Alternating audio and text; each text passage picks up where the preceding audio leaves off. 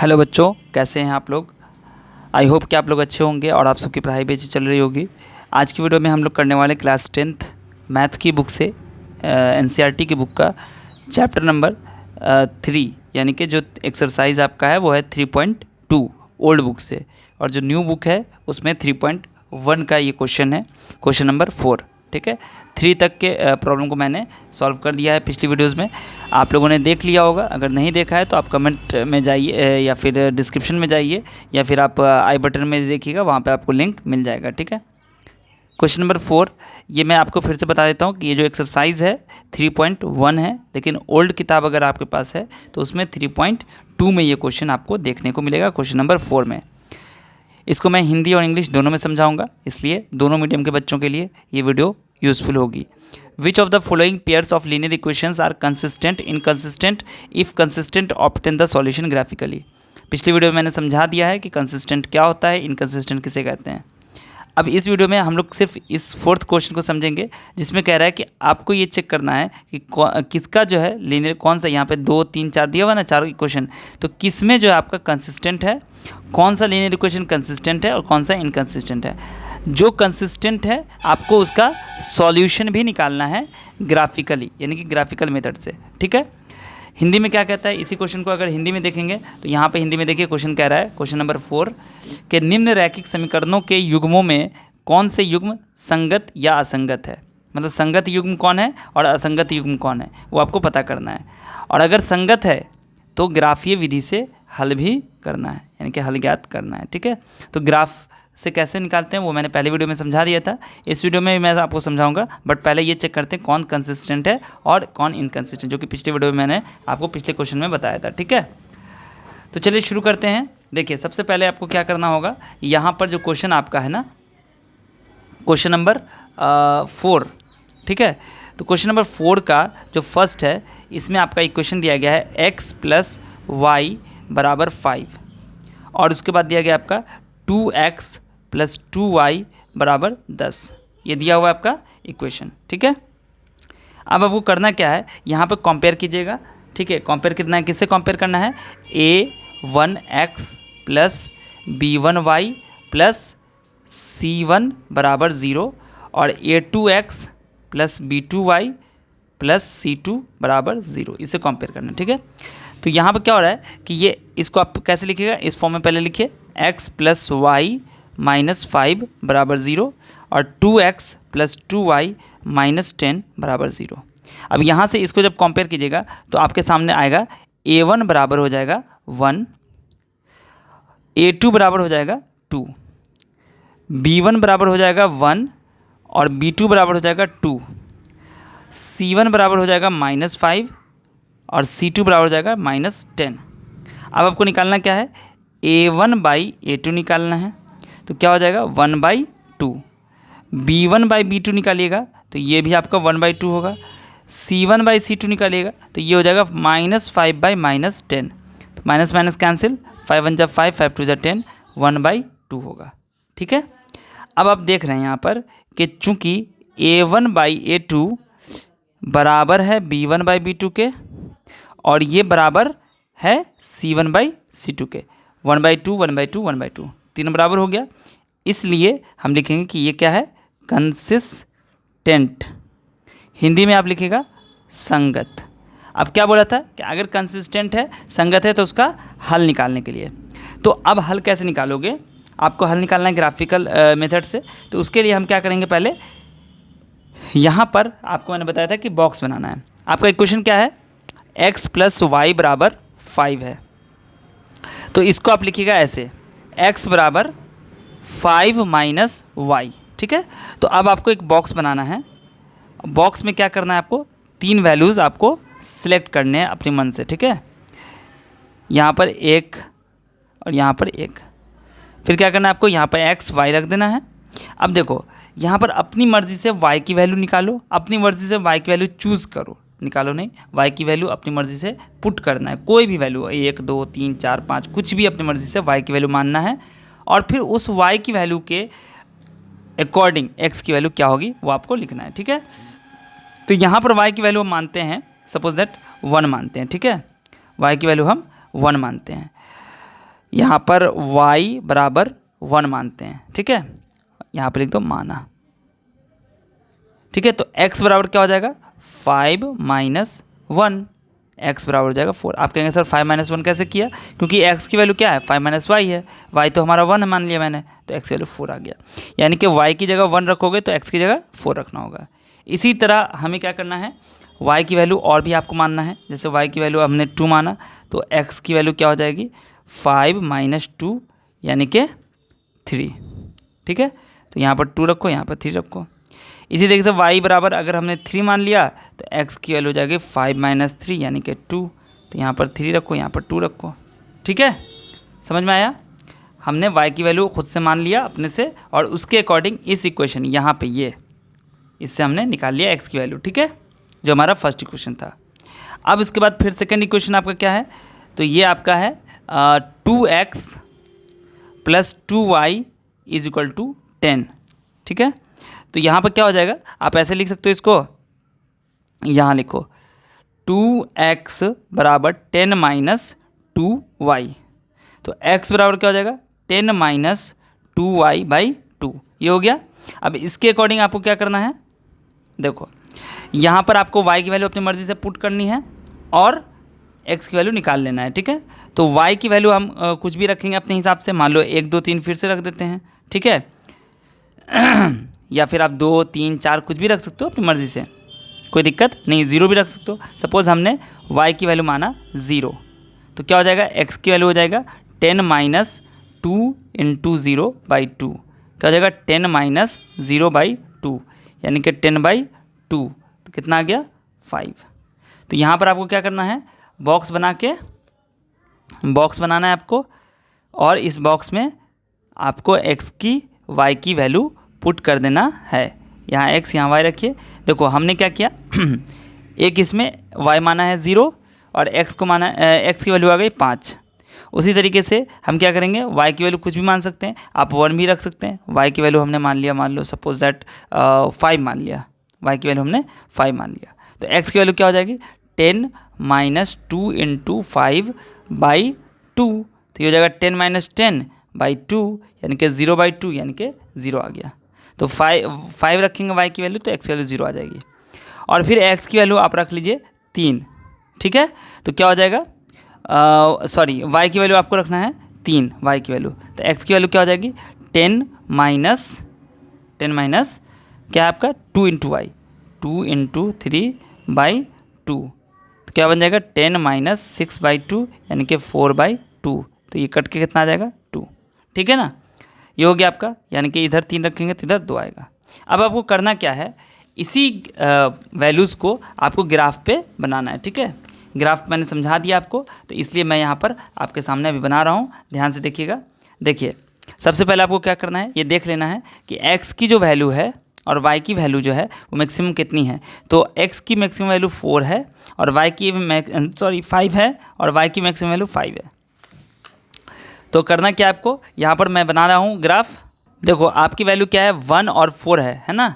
यहाँ पे देखो पहले इस इक्वेशन का बनाते हैं, 1 और 4 है, y की वैल्यू 1 x की वैल्यू 4, तो x का 4 कहाँ है, यहाँ है, और y का 1 कितना है, यहाँ है। तो ये देखो कहाँ मिल रहा है, इधर से एक लाइन इधर गई, इधर से एक लाइन इधर है, यहाँ आ गई। तो यहाँ पर आपको लिख देना है 4 और 1 4 1। उसके बाद 3 2, x पर 3 y पर 2, x का 3 और y का 2 मतलब कि यहाँ पे आ गया, तो यहाँ पे लिख दिया 3 2। उसके बाद आपको 2 3 रखना है, यानी कि x का 2 y का 3, x का 2 y का 3, मतलब यहाँ आ गया 2 3। अब आपको करना क्या है, इसको मिलाना है, ठीक है, स्केल से मिलाइएगा, ठीक है। उसके बाद नेक्स्ट आपका जो बॉक्स है उसमें क्या है 5 0 कहाँ हो जाएगा, x का 5 है y का 0, x का 5 y का 0, तो यहाँ आ जाएगा, इसको लिख दीजिएगा 5 0, ये एक अलग है, ठीक है।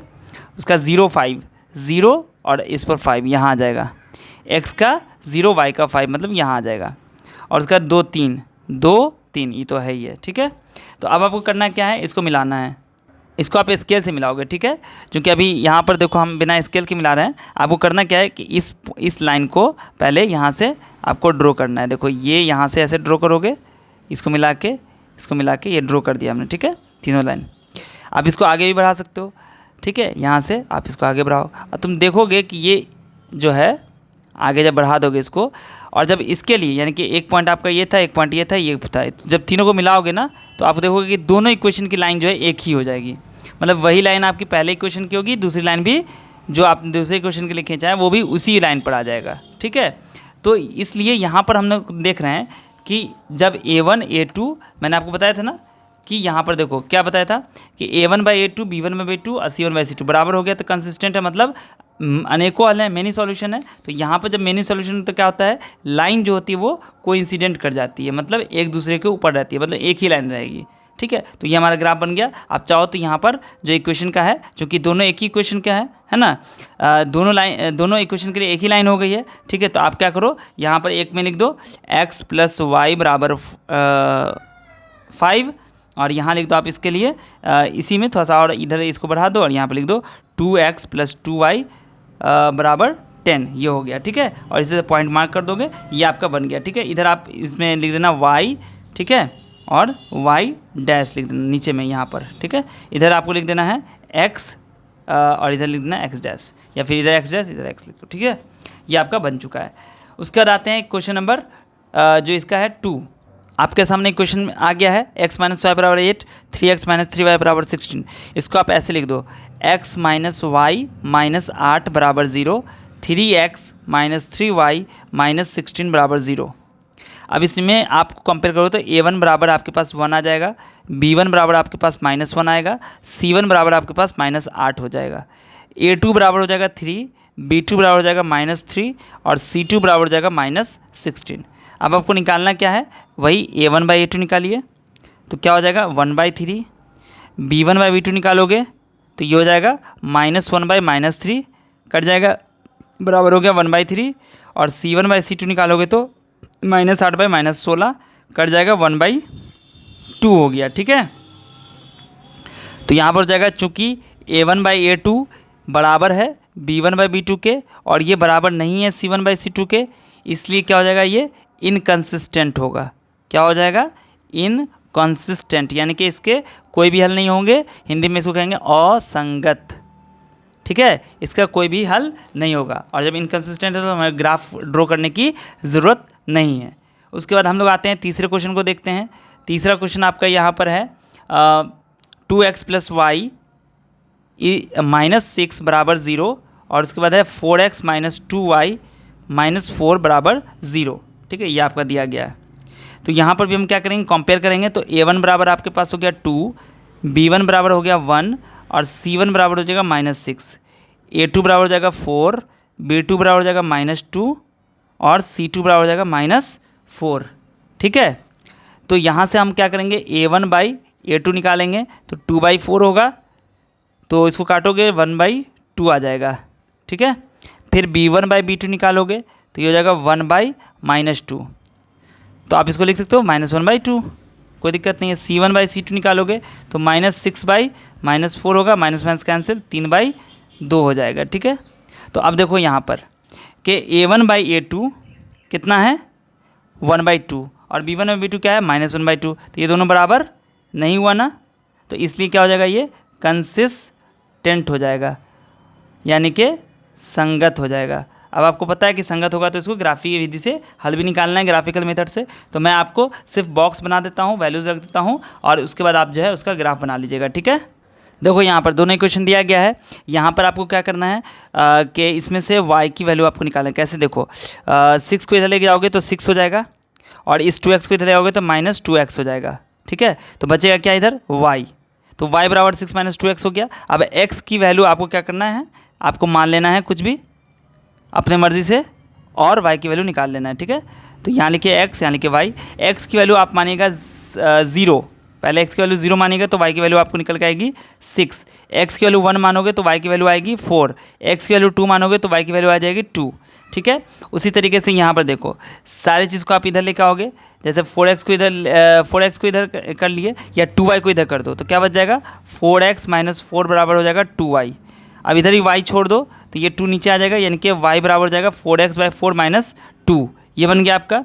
अब इसमें क्या करना है, आपको बॉक्स बनाना है। ये चीज़ जो मैं कर रहा हूँ ना, बॉक्स में जो वैल्यूज़ रख रहा हूँ, ये आपको निकाल के रखनी है। मैंने जो बताया तरीका कि आपको करना क्या होगा कि यहाँ पर x की वैल्यू आपको कुछ भी अपने मर्ज़ी से रखना है, 1 2 3 कुछ भी रखोगे। 1 रखोगे तो 4 1 4 -4 तो 0 हो गया, 0/2 यानी कि y की वैल्यू 0 हो जाएगी। ये काम कर लेना है एग्जाम में, ठीक है। उसके बाद आपको 2 रखना है, तो 2 रखोगे तो क्या हो जाएगा, 4 2 8, 8 में से 4 माइनस करेंगे 4 हो जाएगा, 4/2 यानी कि 2 आ जाएगा। फिर x की वैल्यू हम क्या रखेंगे, यहाँ पर 2 रखेंगे। x की वैल्यू यहाँ पर आपको रखना है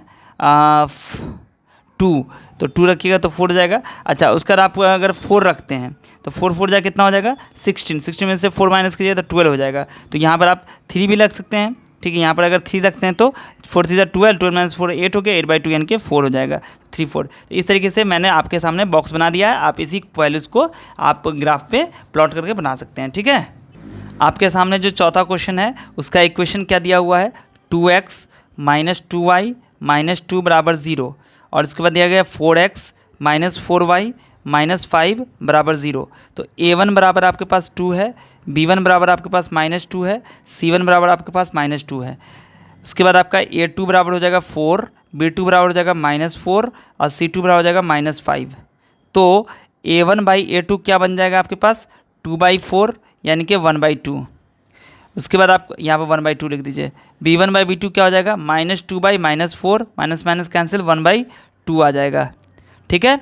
उसके बाद आपका c1/c2 निकालिएगा, तो c1/c2 आपके पास हो जाएगा -2/-5, माइनस माइनस कैंसिल हो गया, 2/5 आ जाएगा।